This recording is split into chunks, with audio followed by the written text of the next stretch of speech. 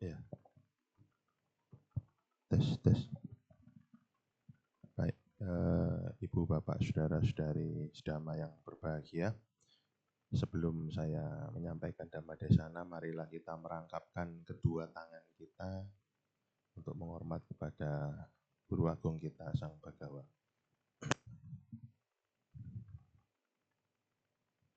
Namo tassa bhagavato arahato sama sambuddhassa. Namo tassa bhagavato arahato sama sambuddhassa. Namo tassa bhagavato arahato sama sambuddhassa. Pariyati dhamme kanna kitata pati dhamme karoti. Belajar dhamma hendaknya selalu diikuti dengan praktek dhamma. Sotihotu namo buddhaya. Ya. Selamat pagi Bapak Ibu.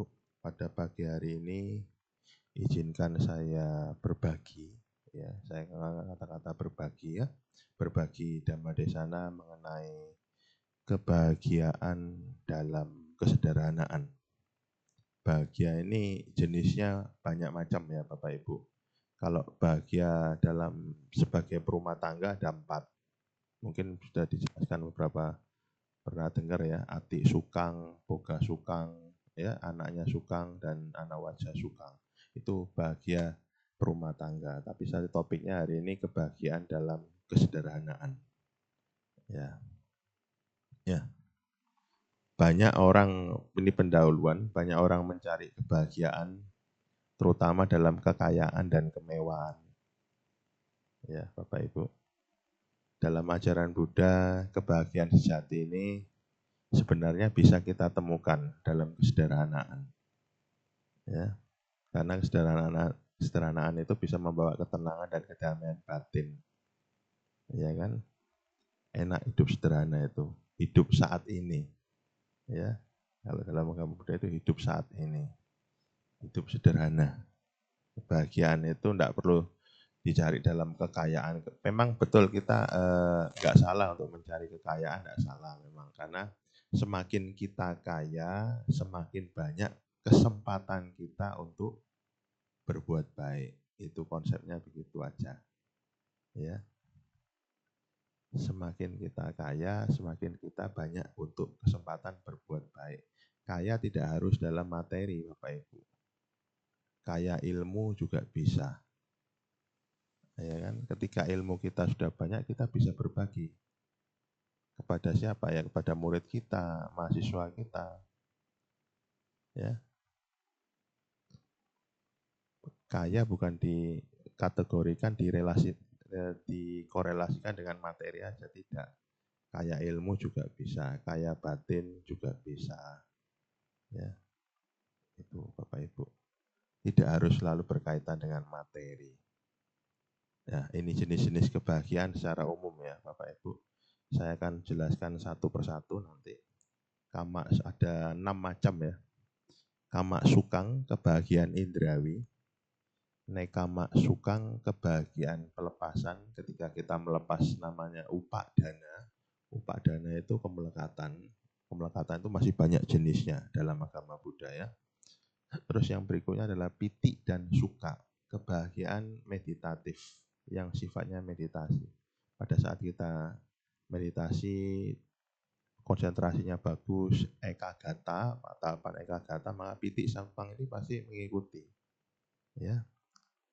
Nah, selanjutnya adalah somak nasa. Kalau dalam Abhidhamma ini ya, kebahagiaan batin, gembira batinnya. Terus nibbana sukang ini kebahagiaan nibbana. Kalau orang yang telah mencapai nibbana, ya ini kebahagiaan nibbana. Terus yang keenam adalah kebahagiaan berdasarkan perilaku baik, kusala kama, perilaku baik. Perilaku baik Bapak Ibu. Ya, karena perbuatan itu melalui 3 saluran. Kalau sebagai umat Buddhis itu apa saja? Manok kama, wajik kama, dan kaya kama. pikiran, melalui pikiran, ucapan, dan perbuatan. Kalau tadi sejenak Anda meditasi, itu Anda sudah berbuat baik, Bapak Ibu. Melalui pikiran, ya kan? Pikiran baik. Pikirannya ngelantur ke sana, ditarik lagi ke arah yang baik. Ya, pikiran, berbuat baik melalui pikiran. Anda membaca parita pun juga berbuat baik, Bapak Ibu. Wajik kama, berbuat baik melalui ucapan. Ya, apalagi kalau dibaca setiap hari di rumah. Ya, siapa di sini yang rajin baca parita di rumah? Angkat tangan. Baca parita aja. Angkat tangan. Saya pengen tahu. Ibu-ibu mungkin? Ada? Bapak-bapak yang muda-mudi? Parita dibaca enggak di rumah? Hah? Minimal Anda sempatkan diri di rumah.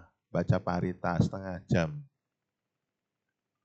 Ya, kalau Anda menyempatkan diri di Starbucks bisa sampai berjam-jam, kenapa Anda tidak mau menyempatkan diri setengah jam untuk baca parita di rumah? Betul kan? Yang muda-mudi, yang di belakang, betul kan? Iya kan? Sempatkan diri baca parita di rumah, meditasi. Kalau kita ke mall bisa berjam-jam, kenapa kita nggak menyempatkan diri di rumah untuk baca parita dan meditasi? Betul ya Pak ya? Iya kan? Di mall main sampai berjam-jam bisa, kongko-kongko ya. Tapi satu hari pun untuk kita meluangkan waktu setengah jam aja kan bisa sebenarnya. Ya betul kan? Ah, iya, masuk akalnya begitu. Nah kita harus berlatih, mengumpulkan namanya parami. Orang baca parita kalau setiap hari, yang ngikut banyak Bapak Ibu. Ya, Anda. Karena di rumah Anda itu kan banyak penunggunya juga, ya. Otomatis mereka mendengarkan dhamma. Karena Anda baca parita, Anda mengulang dhamma. Istilahnya begitu. Mengulang dhamma. Betul kan? Ya, yang maskeran ini, betul kan? Ya. Ya. Sempatkan dirilah setengah jam. Sebelum ke mall, sebelum ada kegiatan. Kegiatan apapun sempatkan diri setengah jam. Meditasi 10 menit cukup, tidak perlu lama-lama. Atau kamu mau kalau mau bagus lebih baik ikut retreat ya, retreat meditasi itu lebih bagus lagi. Kalau mau. Semuanya itu tergantung dari kemauan Bapak Ibu, bukan kemampuan. Mau atau enggak kita berjuang. Orang kalau punya tekad mau pasti bisa. Kalau enggak ada maunya itu yang repot. Penyakitnya tinamida. Tinamida itu males. Itu termasuk niwarana juga, rintangan batin juga. Nah, saya akan jelaskan satu-satu dari kama suka, kebahagiaan indrawi. Ya, kebahagiaan indrawi ini seperti berasal dari pemuasan indera kita. Dalam agama Buddha indera kita ada berapa? Ada yang tahu? Bapak Ibu, ada berapa? Kita punya indera ada berapa? Ada 6, ya, ada 6, termasuk pikiran, ya. Tetapi kama suka ini sifatnya temporari, sementara Bapak Ibu, ya. Serta dapat menimbulkan namanya upadana, kemelekatan. Dalam banyak sutta, kebahagiaan ini sebagai kebahagiaan kategori rendah. Contohnya makan enak, mendengarkan musik yang indah, menyentuh sesuatu yang nyaman, ya, yang dianggap nyaman, yang dilihat sebagai nyaman itu kebahagiaan indrawi. Tapi sifatnya rendah, masih rendah, yaitu termasuk kebahagiaan. Kenapa kok makanan ini enak? Karena adanya kontak. Yang menimbulkan itu kita kontak, pasa. Kalau dalam bahasa Palinya itu pasa. Ya, pasa. Ya, pasa. Karena indera kita ini kontak dengan lingkungan kita, ya kan? Lidah kontak dengan makanan rasa. Ya, mata kontaknya dengan yang bagus-bagus, yang kepengen dilihat, yang ganteng-ganteng, yang bagus-bagus, yang cantik-cantik. Ya, telinga kontaknya kepinginnya apa? Suara-suara yang indah. Ya. musik, apa yang indah. Ya, maka timbul kemelekatan. Kalau sudah timbul kemelekatan, sulit melepasnya. Cara melepasnya ya harus latihan meditasi.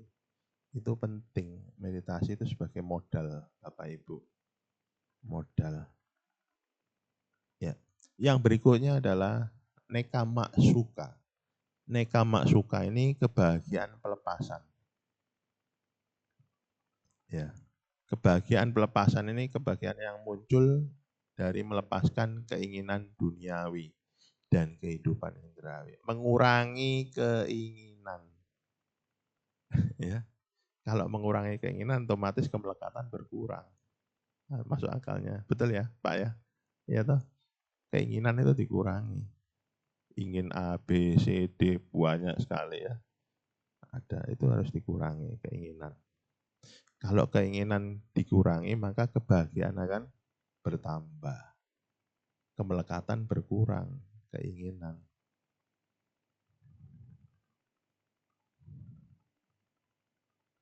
Ya, kadang keinginan tiap pagi kepinginnya kopi. Tapi begitu tidak ada kopi, sediaan kopi di rumah, stres.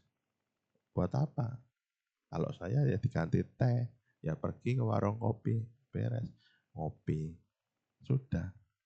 Gitu aja kok repot. Benar ya, Rama Gyokjun ya? Iya. Ya, kopi. Nggak ada kopi ya, nggak perlu kita marah-marah emosi. Iya. Itu biasanya terjadi masalah juga.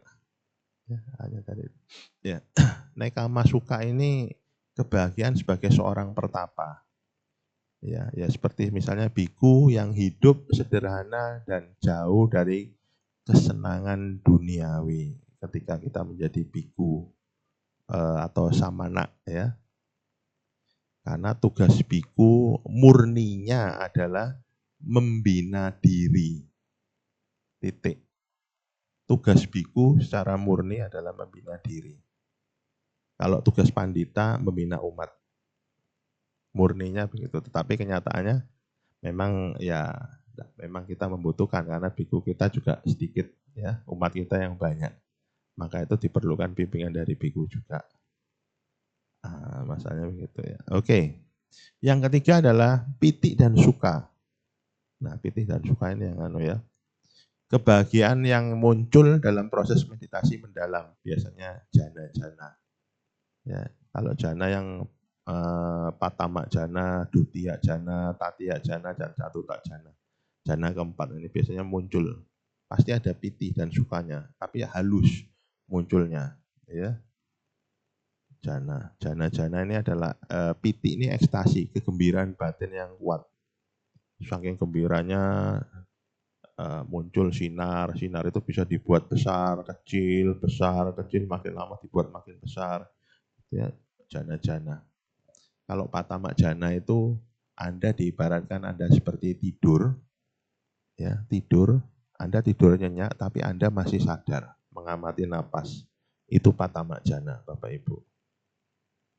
Ketika tahapan witaka, wicara, ekagata sudah Anda lampaui masuk ke patama jana, Anda seperti tidur nyenyak. Meskipun Anda tidur, Anda tetap bisa sadar dengan nafas. Anda mengamati. Itu patama jana. Kalau dutiya jana itu seperti banyak, ada orang yang pengalaman. Kalau saya belum nyampe situ. belum, masih belajar ya, masih belajar. Kapan tambah lama tambah tinggi. Memang, tapi ini termasuk kemelekatan. Ya, jana ini kemelekatan juga. Saking gembiranya kan melekat orang. Kok enak ya? Tenangnya enak, bisa enak. Ini melekat. Kalau jana ini enggak segera dipotong, Anda pasti ngikut arus kelahiran terus. Jana ini harus dipotong untuk beralih ke namanya vipassana bhavana. Vipassana bhavana ya, meditasi pandangan terang untuk mencapai tingkat kesucian. Yang penting mencapai tingkat kesucian yang penting. Sotapanya dulu minimal ya. Supaya enggak, ya paling minimal lahir 7 kali ya. Supaya terbebas. Ya. Kalau Anda sudah mencapai tingkat sotapanya, ibaratnya itu Anda hidup ini membosankan. Sebenarnya iya. Kalau sudah mencapai tingkatan-tingkatan itu. Ya karena ya begini-begini aja. Lahir, tua, sakit, mati. Lahir, tua, sakit, mati. Lahir lagi, sakit, tua. Tidak hanya di alam manusia Bapak Ibu. Di alam dewa pun juga ada jangka waktunya. Meskipun alam dewa itu jangka waktunya panjang. Ya, surga itu Pak. Ada masanya. Tidak kekal semua itu 31 alam itu. Enggak kekal. Meskipun alam Brahma, Sampati pun juga tidak kekal. Meskipun umurnya panjang, juga pasti ada kematian. Mereka pasti mengalami. Tidak kekal semua alam. Maka di luar 31 alam itu adalah Nibbana itu sendiri. Ya. Nah, yang berikutnya adalah Somanasa. Somanasa ini kegembiraan batin. Kebahagiaan mental yang timbul dari pikiran positif. Seperti welas asih, cinta kasih, dan belas kasih. Tidak tergantung pada benda-benda duniawi dan bisa muncul saat kita berbuat baik kepada sesama. Iya, berbuat baik kan saya kategorikan tidak harus selalu dikaitkan dengan materi. Anda, wadah umat datang, Anda tersenyum, itu juga berbuat baik. Ya, melayani ya, ya, ya. Senyum ya, senyum. Kalau ada orangnya ya, senyum. Kalau nggak ada orangnya jangan senyum-senyum. Nanti ya, ya ada orangnya baru senyum. Ya minimal sotihotu namu budaya senyum memberikan. Ya C ya, yang di belakang ya, ya, ya senyum. Itu memberikan rahmat tamah. Jadi orang, loh, saya datang ke wihara ini sambutannya baik ya. Wah minggu depan datang lagi. Rajin, pelayanan, melayani. Ya, kalau kita melayani, berbuat karma baik, maka reaksi yang akan kita terima juga akan baik juga. Baik juga. Ya, benar ya Bu ya, yang di belakang ya. Ya, ya. Reaksi yang akan ditimbulkan ya baik juga. Itu, berbuat baik. Cuma kalau kita berbuat baik saja tidak cukup Bapak Ibu. Ya, baca parita harus disertai juga meditasi itu. Kuncinya itu meditasi itu untuk penyegaran batin kita. Untuk mengolah batin kita supaya lebih matang. Meditasi. Kalau di sini meditasinya tiap hari apa ya? Rama Gyogjun. Meditasi tiap hari apa? Hah? Selasa ya. Ya bisa. Atau meditasi. Nah, ikut acara meditasi. Ya. Itu penting. Bapak Ibu meditasi itu. Ya. Meditasi. Sadar setiap saat. Nah, ya, itu vipassana. Yang berikutnya adalah Nibbana Sukang. Nibbana Sukang ini kalau bentuk kebahagiaan yang paling tinggi ya, tertinggi. Yaitu semua yang namanya kilesa itu kotoran batin itu lenyap. Ya. Kotoran batin itu kan akarnya ada 3 ya Bapak Ibu. Loba, dosa, moha.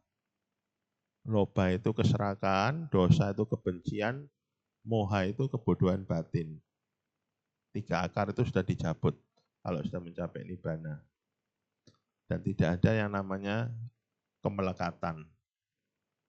Ya, jadi nibbana ini bukan alam tapi suatu kondisi, ya, kondisi yang melampaui kebahagiaan duniawi ataupun batin. Ya, makanya disebut dalam bahasa Palinya nibbanang paramang sukang, kebahagiaan nibbana. Apakah bisa kita capai? Bisa, kalau kita mau. Kuncinya ya, mau enggak, meditasi, intensif, konsisten dan intensif. Konsisten, 10 menit tiap hari di rumah, luangkan waktu aja 1 hari 10 menit sebagai awal. 10 menit, nanti kalau sudah terbiasa naikkan lagi setengah jam. Ya, dibuat kebiasaan, habit. Kalau orang bisa itu kan karena terbiasa. Ya, dibuat habit. Meditasi itu enggak sulit kok, meditasi cuma napas. masuk keluar, ya konsentrasi aja. Dibuat menjadi kebiasaan. Ya. Kalau kebiasaan kita bentuk, maka akan jadi karakter.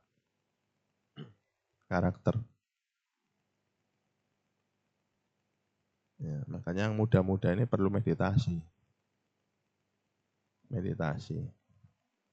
Ya. Kalau sudah pernah yang ikut Vipassana mungkin lebih bagus lagi. Ya. Meditasi Vipassana mengamati. Ketika Anda melakukan aktivitas, Anda menyadari dan mengamati. Udah itu aja cukup. Tidak usah berkeinginan apapun.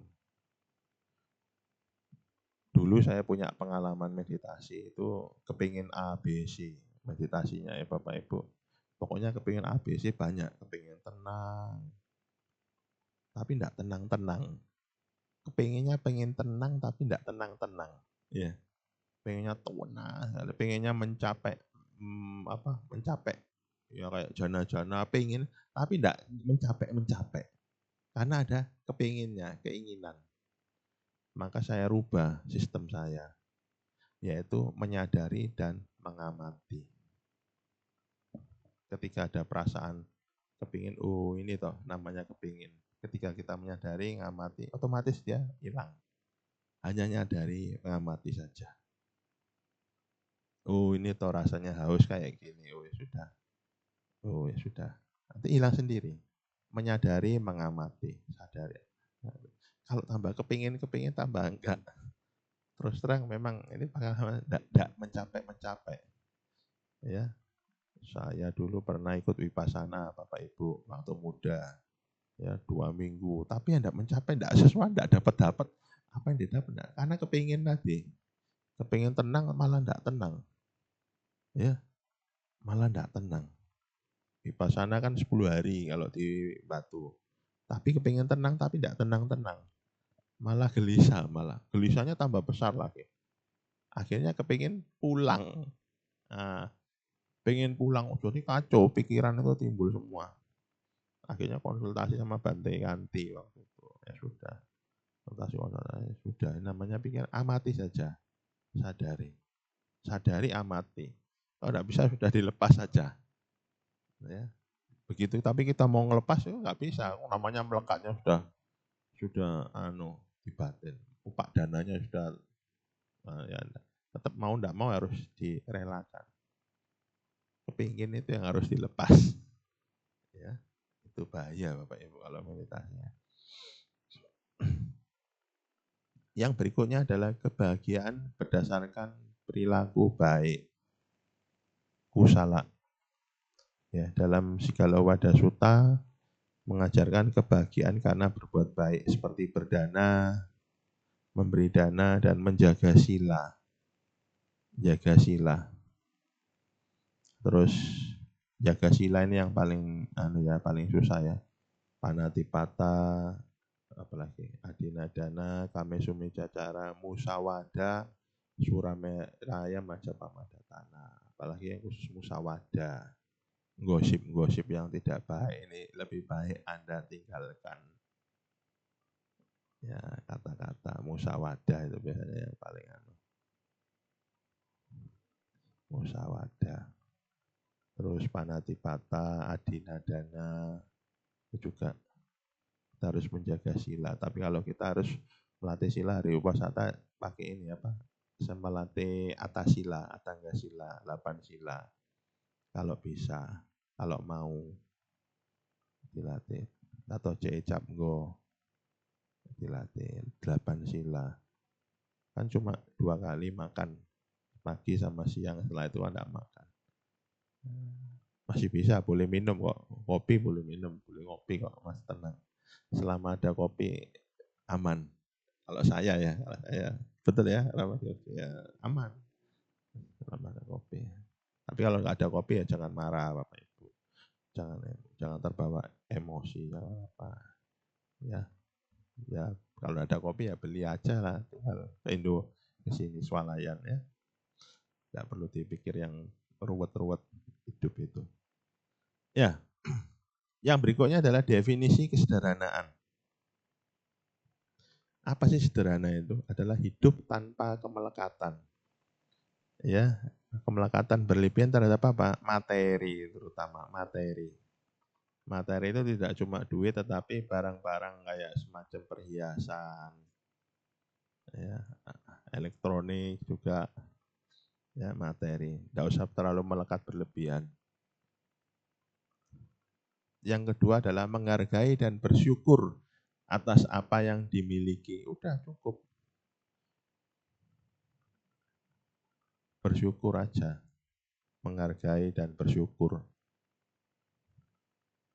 Terus hidup dengan penuh kesadaran sati dan kepuasan. Kepuasan santuti. Sati ini perlu dilatih. Hidup ini perlu dilatih. Saya kalau tiap hari, kalau ke wihara naik turun tangga itu mesti saya hitung. Saya sadari. 1, 2, setiap hari. Kalau misalnya ke wihara kemanapun juga saya sadari. Kalau ke sekolah naik tangga, telapak kaki saya naik itu saya sadari semua. Itu namanya meditasi juga, ngamati. Saya duduk diem, meskipun melek tapi tetap saya ke nafas. Saya sadari. Itu latihan meditasi juga. Meditasi tidak harus duduk diem dan merem. Ada 4 posisi, Bapak Ibu. Berbaring, duduk, berjalan, dan berdiri. Ya toh? 4 posisi meditasi. Tidak harus duduk diem, merem, berjam-jam, tapi tidak tahu pikirannya kemana. Tuh. Saya pun melek, saya pun minum, saya sadari. Sadari, amati, enteng, itu sederhana itu hidup. Itu meditasi. Bapak Ibu. Kepuasan batin, santuti. Ya. Nah, ini suta-suta yang berkaitan, ya, tentang terutama tentang kesehatan, ya, yaitu Dhammapada 204, Arogya Paramalabha Santuti Paramang Damang, Wisasa Paramang Nati Nibanang Paramang Sukang. Kesehatan adalah keuntungan tertinggi, kepuasan adalah kekayaan tertinggi, kepercayaan adalah kerabat tertinggi, dan nibbana adalah kebahagiaan tertinggi. Yang penting sehat. Ya, yang penting sehat, meskipun gemuk ini ya sehat. Ya, sehat. Yang penting sehat, Bapak Ibu. Mana-mana.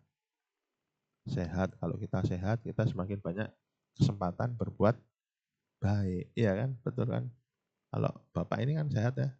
Usia berapa, Pak? Usia berapa? Wow, mantap, sehat, tapi tetap rajin ke wihara. Nah, ini sebagai contoh yang muda. Bagi yang muda. Kalau umur 50 aja rajin ke wihara, kenapa yang muda? Oh enggak, ya bisa aja. Sebagai contoh, terima kasih Pak. Ya, iya, rajin ke wihara. Tidak mengenal usia, Bapak Ibu. Tetap jalankan perbuatan baik. Ke wihara itu berbuat baik, baca parita, meditasi, berdana, ngumpulnya sama orang baik. Membicarakan dhamma. Nah, kalau di wihara. Yang dibicarakan dhamma, gosipnya dhamma. Jangan yang lain-lain ya. Nanti tambah hilang Kak value nilai karma baiknya itu yang sudah baca parita, meditasi, berdana, setelah selesai kebaktian, gosip yang lain. Ya, ini kadar karatnya karma baik berkurang. Ya. Ya, benar kan? Yang gosip ya dhamma aja, bicara. Diskusi dhamma itu ada diskusi dhamma enggak di sini? Kemarin kan sempat sama Selamat Rojali ya, Romo Selamat Rojali ya, saya ikut, itu bagus. Diskusi dhamma. Itu penting Bapak Ibu. Nah, ini suta yang berkaitan lagi, meta suta ya. Dikatakan santu sakoja subaroja apa kicoja salahu kawuti.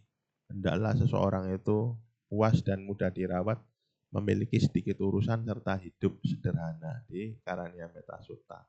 Di Manggala Sutta juga ada ya, Pati Rupa Desawa Soja, Bubeja Kata Punyata, atas sama Paniteja, Eta Manggala Mutama. Tinggal di tempat yang sesuai, memiliki kebajikan masa lalu, serta memiliki keteguhan dalam tujuan, itulah berkah utama. Udah cukup, sederhana. Tidak perlu tinggal di tempat mewah. Ya, Bapak Ibu.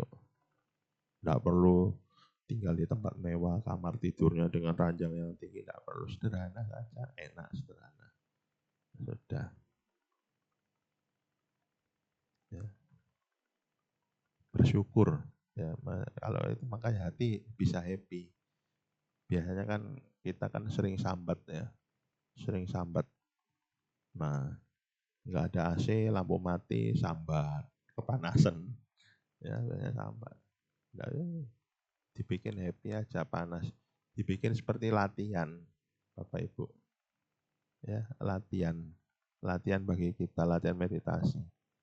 Karena sabar itu adalah tingkatan tertinggi dalam agama Buddha. Kanti paramang tapo titika. Kesabaran itu adalah latihan praktek tapa yang tertinggi. Tapi dimulai dari yang terkecil dulu. Sabar kalau cuacanya panas. Ya. Kalau nggak ada kopi harus sabar. Ya tinggal beli kopi di warung aja, sabar. Nggak perlu terbawa emosi, sabar. Sabar itu dimulai dari hal yang terkecil dulu. Pasti bisa. Ya.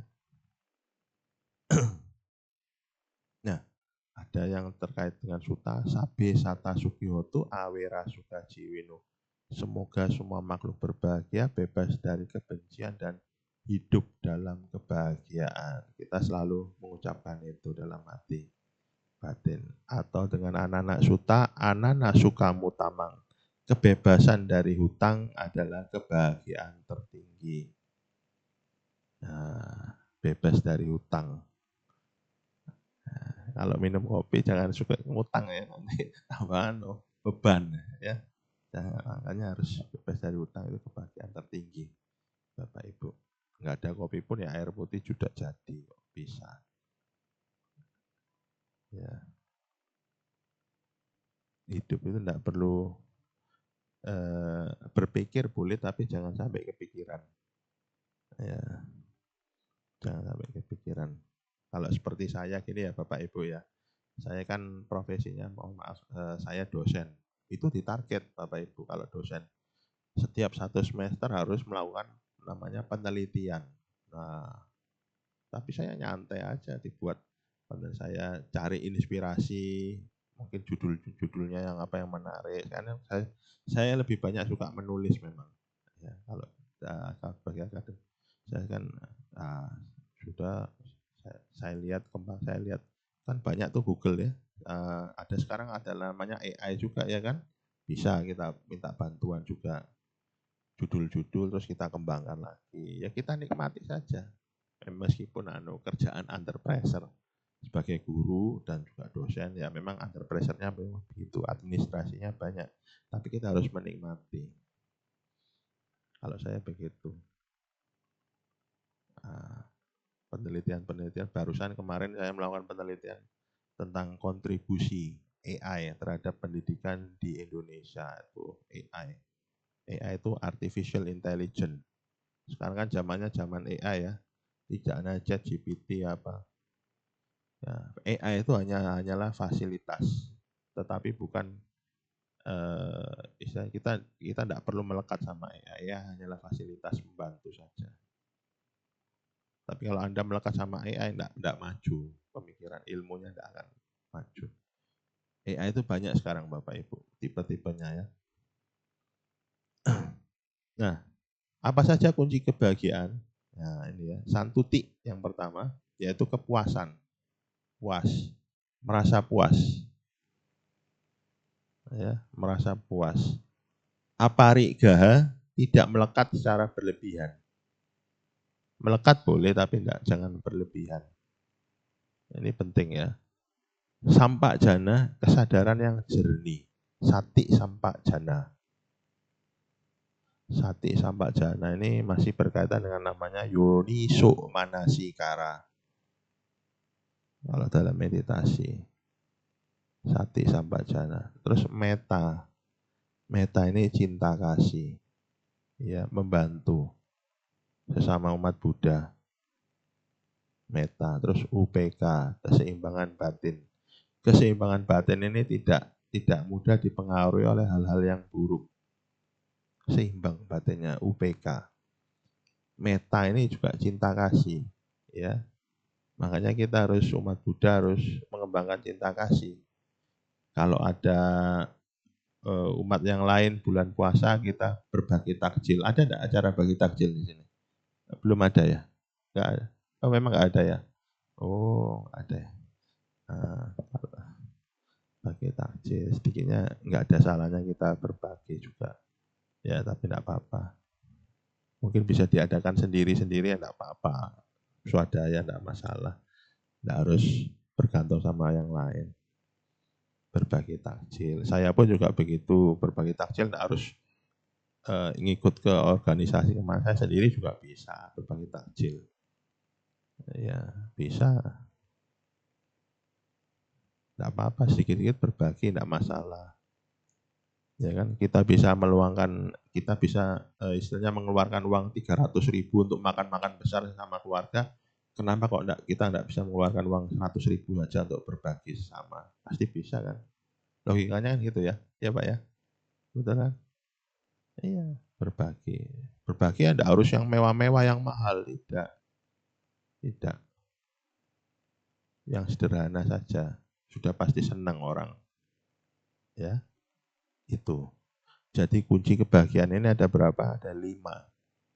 Santuti, aparigaha, sampajana, meta, dan UPK yang harus kita kembangkan. Ya, kepuasan, merasa puas, tidak memiliki kemelekatan secara berlebihan, memiliki kesadaran yang jernih, penuh dengan cinta kasih, dan keseimbangan batin. Cinta kasih ini ibaratnya semua makhluk, ya, semua makhluk, termasuk yang kita benci pun yang kita harus mengembangkan cinta kasih memang, ya, karena berpisah dengan yang kita cinta itu menderita, berkumpul dengan yang dibenci itu juga menderita, betul ya Mas ya? Betul enggak? Makanya kita harus mengembangkan cinta kasih, meta ya. Meta itu ngomongnya enak, ngomongnya gampang, kembangkan cinta kasih, tapi prakteknya sulit kan? Kadang kalau kita berkumpul dengan sama yang dibenci, ya kan? Sulitnya setengah mati. Oh, wong iki mana ketemu di wihara, wis gak nyenengno. Ketemu Mak, sulit enggak? Sulit kan, Pak? Sulit. Kembangkan meta itu sulit. Makanya dari situ kita harus belajar. Wong iki mana? Oh, enggak boleh ya ini di wihara. Harus ingat, oh ya, kembangkan meta. Sampai sata bawah terus kita kembangkan meta. Jangan. Memang berkumpul dengan yang dibenci itu menderita, betul ya?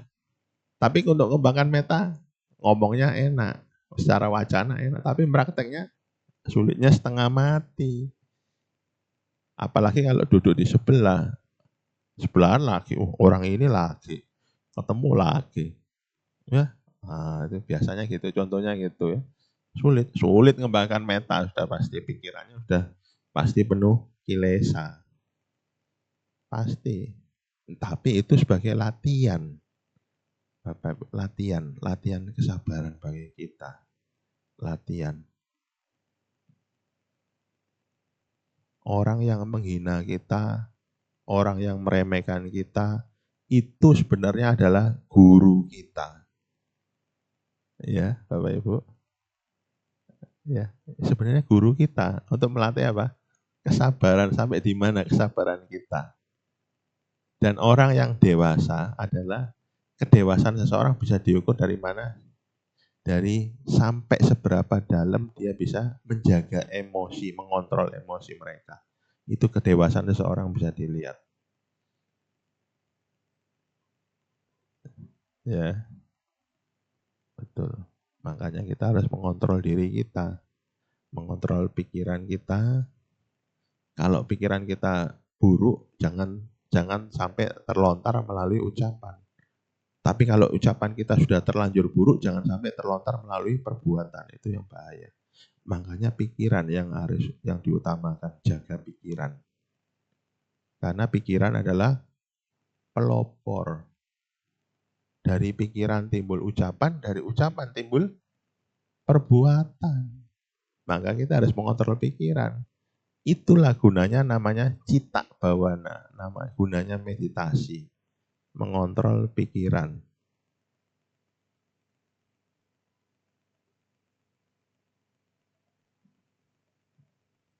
Gunanya itu mengontrol pikiran.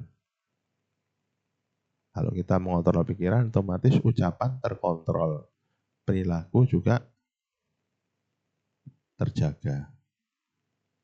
Sehingga kecenderungan kita untuk berbuat baik itu ada dan kecenderungan untuk berbuat buruk tidak ada.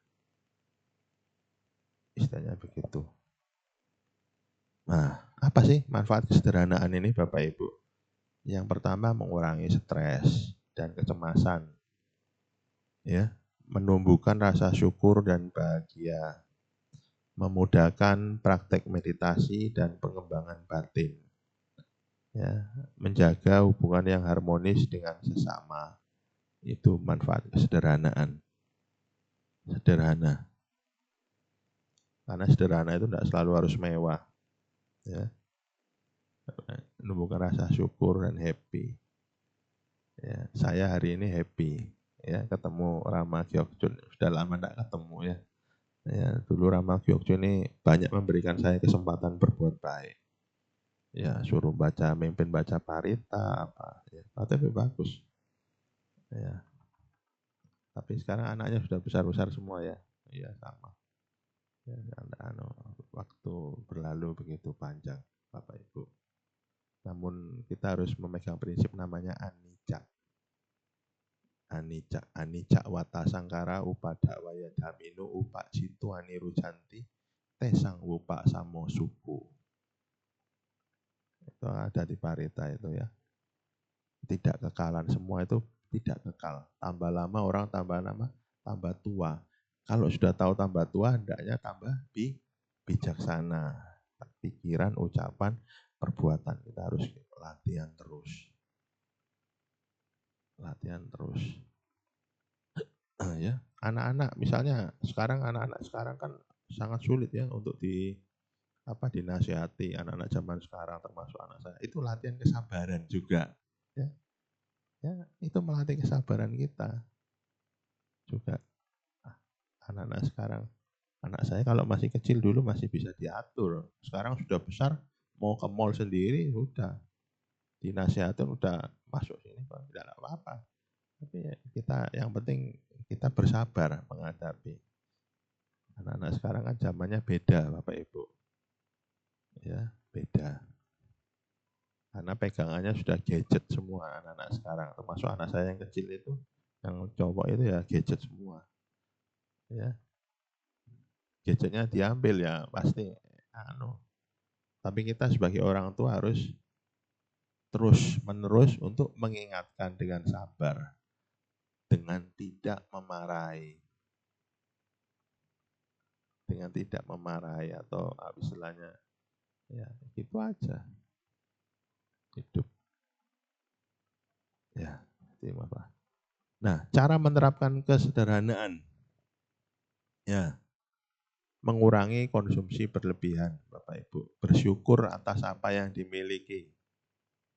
Mempraktekkan meditasi dan refleksi diri, ini penting ya. Membantu sesama dengan cinta kasih, metta. Terus menghindari gaya hidup yang berlebihan. Gaya hidup yang berlebihan itu hedonisme, berlebihan. Ya. Nah, itu harus dihindari. Hidup hemat-hemat saja. Ya. Saya kalau makan itu di pinggir jalan tidak masalah. Ya memang reputasi, memang kita organisasi ya. Tapi kalau kita makan kan tidak salah kan, iya kan? Ya nggak salah kan, ya tidak apa-apa. Hidup sederhana biasa, nggak masalah. Kita tidak berbuat yang tidak baik kok. Kita tidak korupsi di wihara, kita tidak berbuat macam-macam di wihara. Kita mau makan pinggir jalan, masa kita harus malu? Ketemu kan tidak harus malu, biasa aja. Saya pun makan di pinggir jalan ketemu murid saya, Menurut saya waktu itu jogging. Saya enggak malu, biasa aja. Dia say hello malah. Makan nasi pecel ya di pinggir, enggak masalah saya. Ya oke-oke aja. Enggak harus malu. Kadang kita kan malu karena atribut kita ya. Saya ngelihat Romo Rahula, warkop, ngopi di pinggir jalan. Tapi saya harus malu karena saya atribut enggak. Kita itu malu karena predikat yang kita bawa. Enggak usah. Ya, kita enggak usah melekat pada suatu predikat. Karena predikat ini sudah pasti status yang pasti akan kita tinggalkan. Yang penting itu adalah perbuatan. Iya kan? Benar kan? Perbuatan. Perbuatan. Ya. Menghindari gaya hidup yang berlebihan. Namanya orang apa? Suka apa namanya? Flexing ya. Nah, itu enggak lebih baik dihindari ya saya. Ya, praktekkan meditasi, bersyukur atas apa yang dimiliki, bersyukur aja.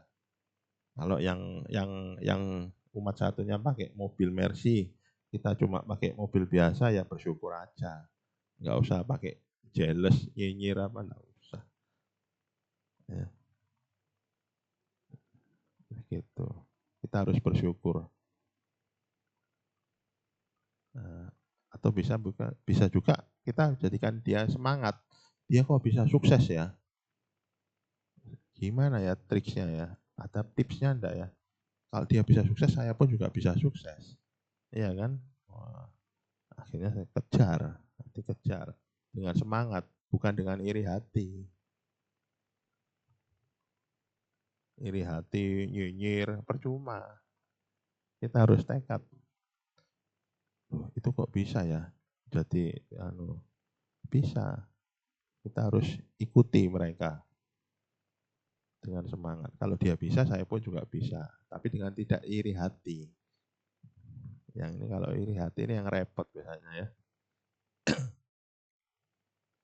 Nah, sebagai suatu kesimpulan dari saya, kebahagiaan sejati bukan terletak pada materi, tetapi batin yang damai, Bapak Ibu. Bukan terletak pada materi. Kesederhanaan adalah jalan menuju kebahagiaan yang sejati. Sederhana. Ajaran Buddha melalui berbagai sutta mengajarkan berbagai nilai kesederhanaan. Sederhana itu gampang kalau mau dilakukan. Menjalani hidup yang sederhana, kita dapat mencapai kedamaian batin, kebahagiaan yang berkelanjutan. Sederhana. Ketika ada hidangan makanan, ini contoh saya ya, makanannya kok ini sederhana, oh ya sudah, kita terima, nyantai aja. Terus makanannya kurang asin, apa harus kita komplain sama istri kita? Enggak perlu ya. Ya dimakan aja, terima aja namanya makanan. Kalau kita komplain sama istri kita bisa perang nanti ya, rumah tangga bisa perang. Ya jangan, terima aja. Kalau saya sih nyantai orangnya. Ya, mau masakan apa? Oh kurang asin, kurang apa, kurang manis ya sudah, dimakan aja, diterima aja. Itu aja kok repot makan. Kalau enggak mau ya sudah, enggak usah dimakan. Nah, kayak gitu. Atau makan sedikit aja cukup. Itu saya. Ya, hidup enggak perlu terlalu banyak dipikir. Berpikir boleh tapi jangan sampai kepikiran. Nanti jadi penyakit. Ya. Anakku gimana ya nanti besar ya? Mau kuliah mana ya? Kalau sudah besar ya, anak-anak kalau sudah besar kan bingung. Kuliah mana ya? Sudah, biarkan sesuaikan minat dan bakat anaknya sendiri, mau kuliah mana. Ya. Kalau anaknya suka masak, ya sudah, masukin ke masak tata boga. Ya, jangan dimasukin sesuai orang tuanya. Saya mau kamu jadi businessman atau businesswoman masuk ke jalur fakultas bisnis, nanti tidak jadi anaknya. Ya, enggak jadi. Itu saya banyak pengalaman juga mahasiswa-mahasiswa saya ya.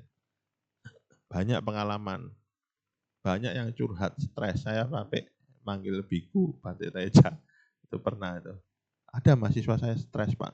Karena dipaksa orang tuanya untuk masuk fakultas A. Tapi dia tidak cocok dengan ini, tidak suka. Dia sukanya desain, dimasukkan jalur psikologi. Stres anaknya. Akhirnya curhat ke saya. Dosennya juga ikut stres. Ya, dosennya juga ikut stres, dicurhati. Ya, tambah stres. Akhirnya apa ya? Saya telepon Pak Teja, udah biar Pak Teja aja yang sudah ngurusin. Sudah, ya silakan. Akhirnya sudah, akhirnya sudah damai sama orang. Akhirnya dipindah fakultas karena tidak sesuai dengan ininya, hati nuraninya, apa minat bakatnya, ya kan. Sama kayak orang suka tata boga dimasukin ke jalur lain fakultasnya, pasti stres anak. Sama, ya banyak gitu. Ada 2 kejadian saya itu di sekolah saya kayak gitu. Karena orang tuanya kepingin anaknya tapi tidak sesuai dengan bidangnya. Betul ya Pak ya? Pernah ya tahu ya? Enggak. Akhirnya kan anaknya yang stres anaknya. Kasihan. Orang suka tata boga dimasukin psikologi. Tambah stres. Orang anaknya suka bisnis dimasukkan ke jalur hukum. Tambah melenceng. Dimasukkan ke jalur hukum karena bapaknya lihat si Hotman itu kok sukses ya. Ya, karena si Hotman kan sukses suka akhirnya pengen anaknya masuk jalur hukum. Anaknya enggak suka hukum-hukum, enggak suka. Pengennya jalur bisnis, tambah stres. Ya itulah namanya kehidupan Bapak Ibu. Ya, itu. Oke. Maka dari itu sebagai kesimpulan, marilah kita bersama-sama jalani hidup yang sederhana sehingga kita bisa mencapai kedamaian batin dan kebahagiaan yang berkelanjutan. Ya, semoga apa yang saya sampaikan ini bisa membawa manfaat bagi kita semua. Dan akhir kata bagi saya, semoga semua makhluk, baik yang tampak maupun yang tidak tampak, selalu hidup berbahagia sesuai dengan kondisi karmanya masing-masing. Sabe sata bawantu sukitata.